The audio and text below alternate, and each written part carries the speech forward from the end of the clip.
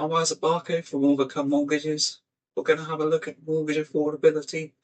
So one of the most common questions in the property world is, how much can I buy? So as a mortgage broker, I know all about it. So let's get to it.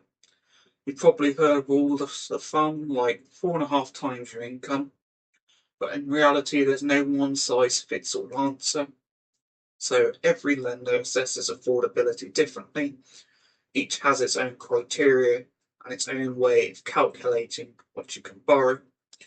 That being said, the core components of a lender's affordability calculator are consistent across each provider.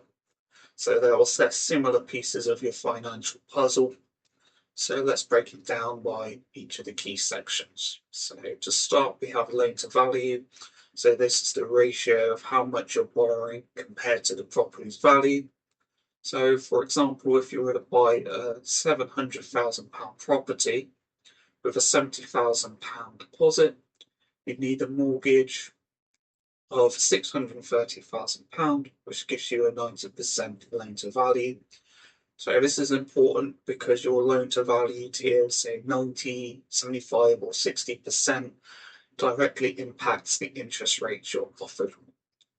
In terms of repayment method, most mortgages are capital and interest, also called repayment mortgages.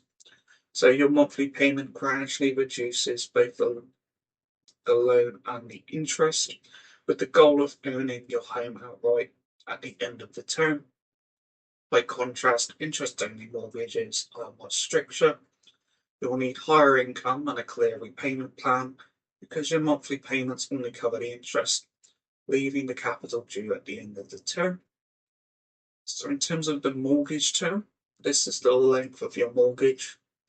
Many lenders allow borrowing up to the age of 70, 75 or even 80 plus for buy to let. The most common maximum term is 35 years.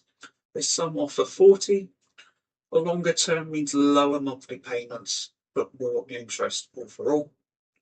So in terms of applicant and income details, this is where your financial power is assessed. So for people who are employed, base salary is always taken at 100%. Any overtime, commission or bonuses may vary by each lender in terms of the percentage that they're willing to take. For self-employed, most lenders use net profits from the last 2 years, sometimes one. If profits are rising, they may take the latest year or average it out. If they're falling, they'll usually take the lower figure. In terms of contractors, day rate contractors are often annualized. So you have a day rate times 5 times 46 to 48 weeks. Fixed term contractors with continuity, they can be treated like salaried staff. Umbrella workers are treated like payee. IR35 status does matter. In terms of agency or temporary workers, continuity is key. A steady 12-month history may be averaged like payee. Irregular work is often discounted. In terms of your monthly commitment, this is what truly personalises your affordability. So lenders need to see what else you're paying for. So that could be personal loans, hire purchase agreements, car finance, other mortgages such as buy-to-let or a home with selling later, maintenance or childcare costs. In terms of credit card balances, where lenders assume a monthly repayment percentage. So let's take an example. So again, with our 700k property price, deposit of 70k, the mortgage of 630, 90% LTV. You had 2 applicants with a combined income of 170,000. We have monthly commitments, so £600 for a loan, £800 on car finance, £1,500 on another mortgage, and £300 credit card minimums. That's a £3,200 a month in commitments. So how lenders might treat this: on paper with no commitments, affordability could be 4.5 times your income, so it would be 765,000. 5 times income would be 850. 5.5 times income be 935, but I have seen up to 6 times, but that's rare. So with £3,200 in monthly commitment, the borrowing power drops dramatically. So as a rule of thumb, for every £300 fixed commitments, that reduces your borrowing capacity by £40,000 to £50,000.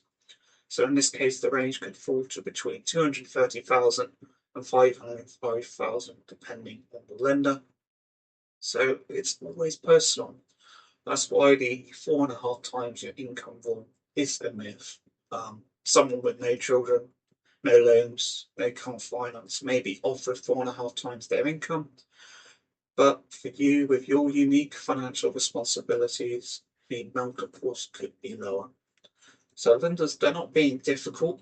They're legally required to make sure your mortgage is affordable, not just today, but for years to come. Because ultimately, a mortgage should allow you to live in your home, not just pay for it. So, understanding affordability, it helps you to find a home you can love and afford without sacrificing your financial well-being. So that's your guide to how lenders really calculate affordability. And with that, we have mortgage affordability overcome.